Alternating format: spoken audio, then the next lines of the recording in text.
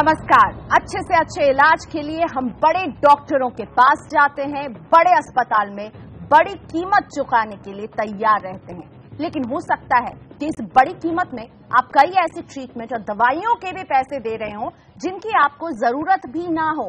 डॉक्टरी का पेशा कहीं धंधे का तो रूप नहीं लेता जा रहा, जहां सेहत में बेहतरी से ज्यादा जोर मरीज की जेब खाली करवाने पर है। और यही मुद्दा खुद दो डॉक्टर अभय शुक्ला और डॉक्टर अरुण गद्रे लाइमलाइट में ला रहे हैं अपनी किताब डिसेंटिंग डायग्नोसिस में।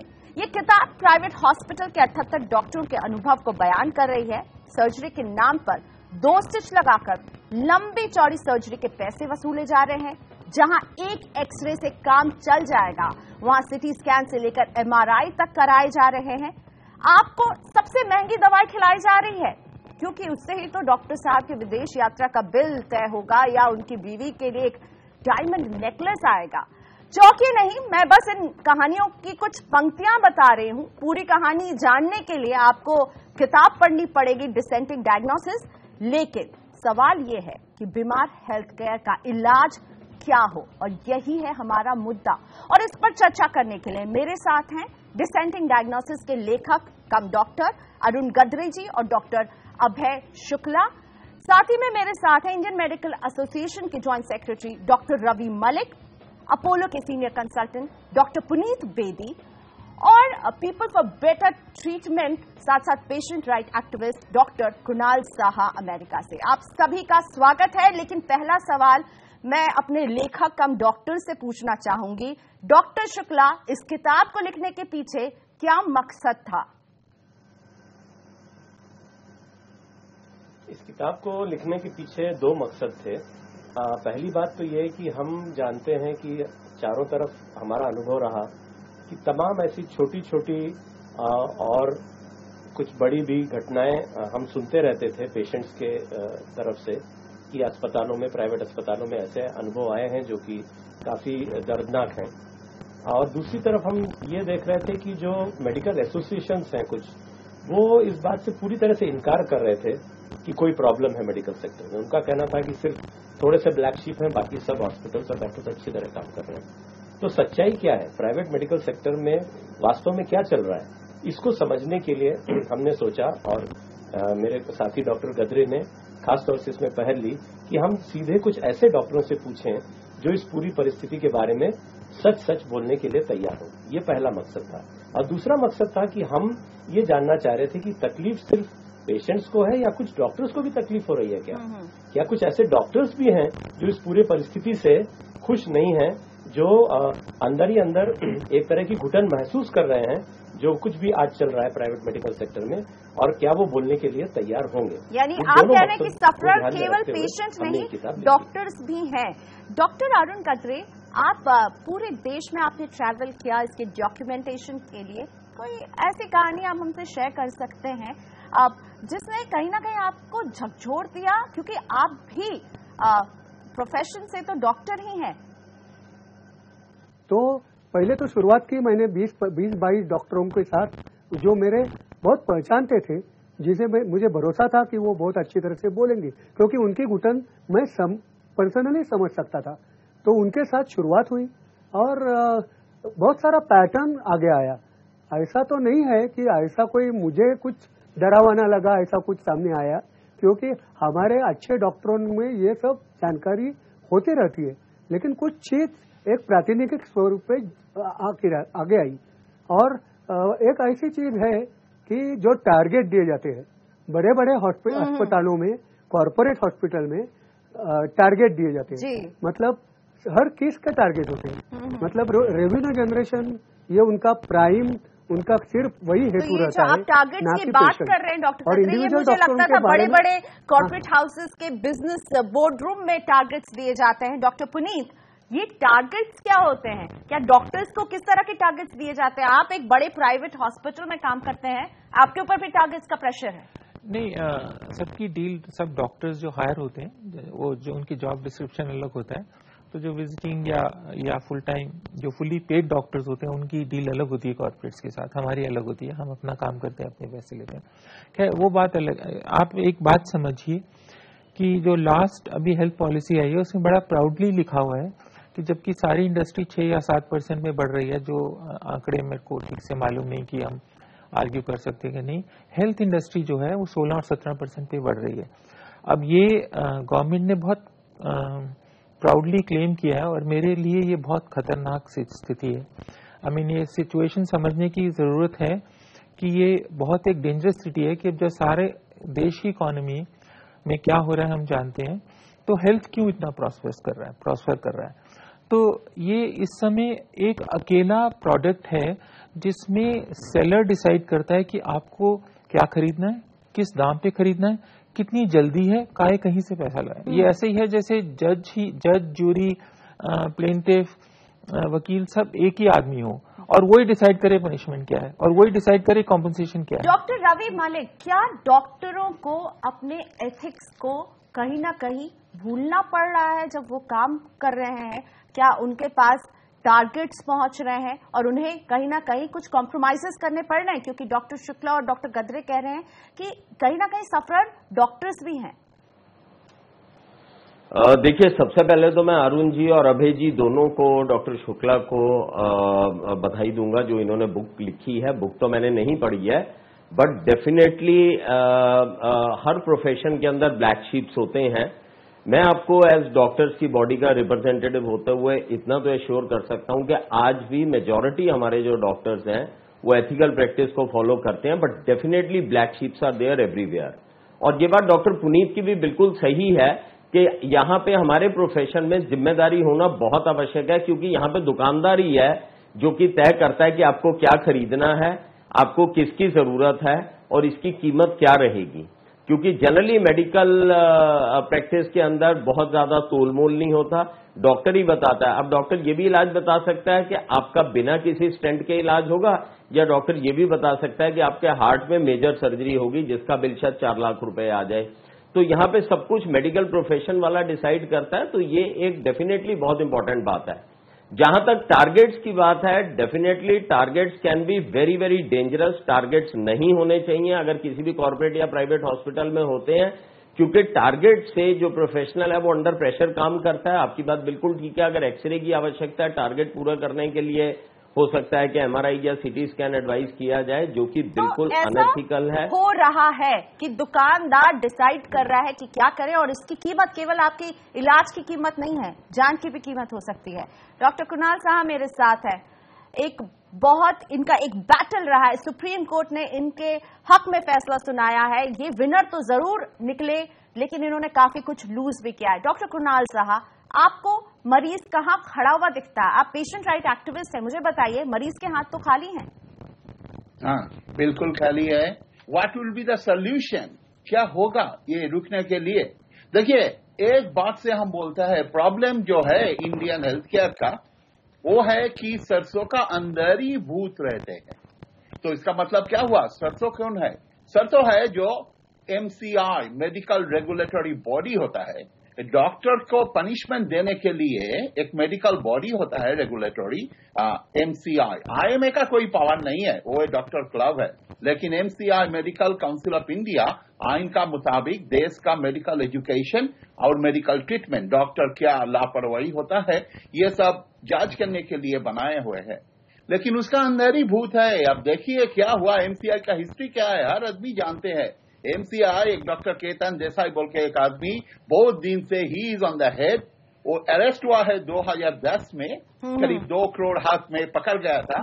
लेकिन क्या हुआ उसके बाद? एमसीआई कुछ रद्द हुआ, कुछ भी नहीं रद्द हुआ।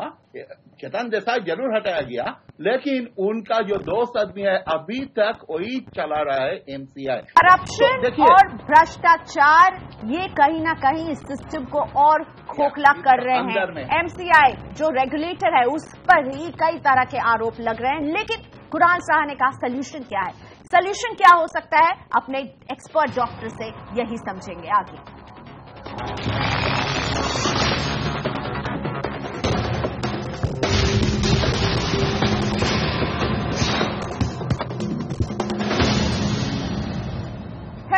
लोगों को सर्व करने का पेशा है या फिर पैसे कमाने का धंधा? इन दोनों ही बातों के लिए कई तर्क दिए जा सकते हैं, लेकिन मेरे साथ हैं दो डॉक्टर जिन्होंने किताब लिखी डिसेंटिंग डायग्नोसिस और बता रहे हैं डॉक्टर्स के अनुभव की किस तरह से वो मजबूर हैं ज्यादा से ज्यादा टेस्ट बताने के लिए, महंगी से महंगी दवा देने के लिए। कहीं कहीं मजबूरी भी है, कहीं कहीं इस बात का फायदा भी उठा रहे हैं। तो डॉक्टर शुक्ला, चूक कहां हो रही है और क्या किए जाने की जरूरत है? देखिए, दो चीजें बिल्कुल स्पष्ट हैं। पहली बात यह है कि हमारे देश में प्राइवेट अस्पतालों के ऊपर जहां तक वो मरीजों का जो इलाज करते हैं वो जो पूरा पहलू है उसके ऊपर कोई आज नियंत्रण नहीं है। और क्योंकि उसके ऊपर कोई कानूनी नियंत्रण नहीं है, इस वजह से तमाम प्रकार के मैल प्रैक्टिसेस बढ़ते चले जा रहे हैं। तो केंद्र सरकार ने एक क्लिनिकल एस्टेब्लिशमेंट्स एक्ट 2010 में पारित किया, लेकिन अभी तक उसका इम्प्लीमेंटेशन किसी भी राज्य में एक्चुअली शुरू नहीं हो पाया। हम 2016 में हैं आज। और ये क्लिनिकल एस्टेब्लिशमेंट एक्ट जो है, इसके बारे में हम में से बहुत सारे जो स्वास्थ्य कार्यकर्ता हैं, जो हेल्थ एक्टिविस्ट हैं, उन्होंने ये मांग की है कि क्लिनिकल एस्टेब्लिशमेंट एक्ट ये लागू किया जाए, लेकिन इसमें पेशेंट्स राइट्स, जो मरीजों के अधिकार हैं, इसे भी शामिल किया जाए। पेशेंट्स के लिए ग्रीवेंस रिड्रेसल सिस्टम होना चाहिए, ये बात लागू की जाए। और इसके साथ साथ में जो इलाज का खर्च आता है, जो रेट्स होते हैं प्राइवेट अस्पताल में, उसका एक स्टैंडर्डाइजेशन होना चाहिए, उसका भी एक नियमन होना चाहिए। और इसके साथ साथ में स्टैंडर्ड ट्रीटमेंट गाइडलाइंस होने चाहिए कि किस बीमारी में कौन सा इलाज वास्तव में ये वैज्ञानिक तरीके से करने की जरूरत है और अनावश्यक इलाज किस तरीके से या अनावश्यक जांचें किस तरीके से उनको कम से कम किया जाए। डॉक्टर कटरे, 3-4 पहलू हैं, जिस तरह से डॉक्टर शुक्ला बता रहे हैं क्लिनिकल एस्टैब्लिशमेंट एक्ट आने की जरूरत है, प्राइवेट जो मेडिकल हॉस्पिटल और एस्टैब्लिशमेंट चल रहे हैं उन पर नजर रख, क्या यही एक सोल्यूशन है? और इसमें पेशेंट राइट क्या पायदान में सबसे नीचे है? तो उसको ये सब माल प्रैक्टिसेस कम करने के लिए एक स्टैंडर्ड ट्रीटमेंट गाइडलाइंस का जरूरी है, और वो क्लिनिकल एस्टैब्लिशमेंट एक्ट में एटलीस्ट वो एक बेसिस मिलेगा जिसके ऊपर पेशेंट अपनी फिरियाद कर सकेगा। और पेशेंट्स राइट भी बहुत जरूरी है। बिल्कुल मालूम नहीं है प्राइवेट सेक्टर में जो भी पेशेंट जाता है उसको अपने राइट्स के बारे में पता ही नहीं। बिल्कुल ऐसे उल्टा सोच रहे थे लोग कि हम हमारे से पैसे लेते हैं और हम जाते हैं तो अभी क्या करेंगे। लेकिन एक बार ये भी है कि वो कंज्यूमर भी है, वो पैसे भी देते हैं। तो quality medical practice at affordable cost, ये कोई भी कंज्यूमर का भी अधिकार है और वो पेशेंट का भी अधिकार है। अफोर्डेबल कॉस्ट ये कहीं अधिकार ना कहीं उनका पूरी तरह से गुम हो गया है। डॉक्टर रवि मलिक, मुझे ये बताइए, एक प्रोसीजर के लिए एक हॉस्पिटल 30,000 लेता है, तो वही से प्रोसीजर किसी बड़े अस्पताल में या किसी दूसरे अस्पताल में 3 लाख कैसे एस्केलेट हो जाता है? 30,000 और 3 लाख ये कैसे बन जाता है? देखिए, डेफिनेटली जो प्रोसीजर्स हैं उनके स्टैंडर्डाइज्ड रेट्स होने चाहिए। जैसे डॉक्टर अभय ने बताया, वो एक समय की नीड है, क्योंकि अगर एक प्रोसीजर है उसमें 30,000 से 35,000 तक का तो डिफरेंस हो सकता है, depending upon the infrastructure of the hospital, total financial उनके जो भी है उसके हिसाब से थोड़ा बहुत 19-20 का तो फर्क चलता है। लेकिन 30,000 का 3 लाख बिल्कुल नहीं होना चाहिए। और इसके अंदर न केवल स्टैंडर्डाइजेशन ऑफ रेट्स होने चाहिए, but standardization of the procedures भी होने चाहिए कि अगर एक व्यक्ति बुखार से आता है 3 दिन के, तो उसके क्या टेस्ट होने चाहिए, उसका ट्रीटमेंट क्या फॉलो होना चाहिए। और इस स्टैंडर्डाइजेशन की जो हम बात कर रहे हैं, ये बस ख्यालों की बात और स्टूडियो में अच्छी लगती है। क्या है स्टैंडर्डाइजेशन ऑफ रेट, क्या है standardization of procedure? Doctor Bedi, नहीं, इसमें 2 प्रॉब्लम्स हैं। प्रॉब्लम तो मेडिकल एजुकेशन से शुरू होती है। स्टैंडर्डाइजेशन डॉक्टर्स की प्रोडक्शन में नहीं है। हम ऑलमोस्ट अब 40-50 हजार डॉक्टर साल के बनाते हैं और हमें पता है उनकी क्वालिटी क्या है। दूसरी जो टारगेट्स हैं या अचीवमेंट टारगेट्स हैं वो दोनों लेवल पे हैं, कॉर्पोरेट डॉक्टर्स के भी हैं और कॉर्पोरेट हॉस्पिटल्स के भी हैं और इंडिविजुअल डॉक्टर्स के भी हैं। उसके साथ कॉर्पोरेट हॉस्पिटल्स और ड्रग कंपनीज की प्रैक्टिसेस तो हम सब समझते हैं, लेकिन ये जो अब इन्वेस्टिगेशन लैब्स हैं, हर आदमी विटामिन डी या B12 लेवल्स करा के घूम रहा होता है या कोलेस्ट्रॉल लेवल, या कॉर्पोरेट ये जो CT MRI इक्विपमेंट मैन्युफैक्चरर्स हैं, इनके ऊपर तो कोई भी रेगुलेशन नहीं। मैल प्रैक्टिस इंडिया में इन्वेंट नहीं हुई और इंडियन डॉक्टर्स ने इन्वेंट नहीं करी, सारी दुनिया में होता है। और इसका इलाज ये होता है कि इन्वेंट, सपोज कोई लेडी ये एक्यूज करे कि मैंने उसका बिना बात पे सिजेरियन किया है, तो मेरा वर्क ऑडिट होता है। अगर मैं साल में हर 100 और ऐसा कोई ऑडिट हमारे अगर देश में ऐसा 100 लोग सिस्टम ही नहीं है, 100 लोग और डिलीवर करूं, इसका- उसमें से 90 का सिजेरियन कर रहा हूं, बिल्कुल। तो ऑब्वियसली मैं मेल प्रैक्टिस कर रहा हूं। हाँ। और 100 में से लेकिन 90 इसका कोई नॉर्मल। ऑडिट ही नहीं, इसका कोई हिसाब किताब नहीं इवन रखने कोर्ट्स वाला को है। अभी समझ नहीं आया। जो मेडिकल काउंसिल जिसका ये काम है, वो उसने बिल्कुल हाथ धो लिए हैं। वो medical private third rate private medical college को रिकग्निशन देके पैसे बनाने में लगे हुए हैं, और ये दुनिया भर के नीट और उसको पोस्टपोन करने में। लेकिन स्टैंडर्डाइजेशन पहले डॉक्टर्स की होनी चाहिए, उसके बाद स्पेशलिस्ट कौन होगा, इसको स्पेशलिस्ट रजिस्ट्री कहते हैं, सारी दुनिया मेंटेन होती है। और फिर मुझे लगता स्टैंडर्डाइज है ये प्रैक्टिसेस स्टैंडर्डाइज प्रैक्टिसेस जब तक नहीं आएंगे और तब तक audits। ऐसे ही लूट मची रहेगी, और पेशेंट शायद सबसे नीचे पायदान में इंतजार करते रहेगा डॉक्टर का, और डॉक्टर तय करेगा कि वो कितनी कीमत लेगा एक बीमारी के लिए। लेते हैं एक छोटा सा ब्रेक। आखिर में मैं इन सबसे पूछने वाली हूं कि उपाय क्या है, मुझे बताइए क्या करे मरीज।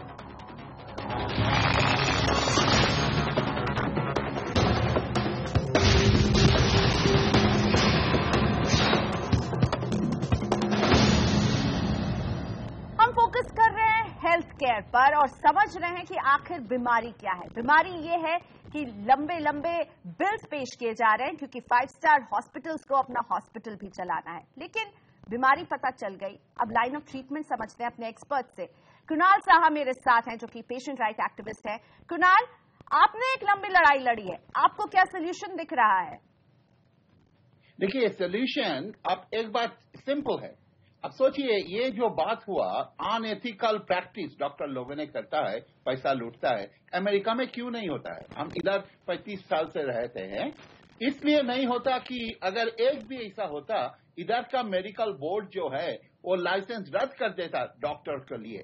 बहुत डॉक्टरों को होता है, छोटा सा अगर अनएथिकल एक्ट में एक्शन तुरंत लेते हैं मेडिकल बोर्ड। रवि मलिक, आप डॉक्टर्स को रिप्रेजेंट कर रहे हैं, आप आईएमए को रिप्रेजेंट कर रहे हैं जो एक डॉक्टर्स का है, इसमें इतने सारे इस तरह की कंप्लेंट आती है डॉक्टर्स की आप लोगों के पास। शायद आपके पास एक्शन लेने की पावर नहीं है, लेकिन मुझे बताइए एक रेगुलेटर की कमी क्या आप लोगों को खलती है? देखिए, डेफिनेटली रेगुलेशन बड़ी स्ट्रांग होनी चाहिए, लेकिन आपके माध्यम से मैं ये भी बताना चाहूंगा, एक क्वालिफाइड डॉक्टर के पीछे कई सारे अनक्वालिफाइड डॉक्टर्स भी हैं, जो कि एक क्रिमिनल एक्टिविटी है जो कि हिंदुस्तान में हो रही है। तो सबसे बड़ी जिम्मेदारी ये भी है कि जो डॉक्टर्स बिल्कुल क्वालिफाइड नहीं हैं और वो लगातार रोज 100 मरीज देख रहे हैं, प्रैक्टिस कर रहे हैं, उनके ऊपर इमीडिएट अंकुश लगना चाहिए, उनको रोकना चाहिए।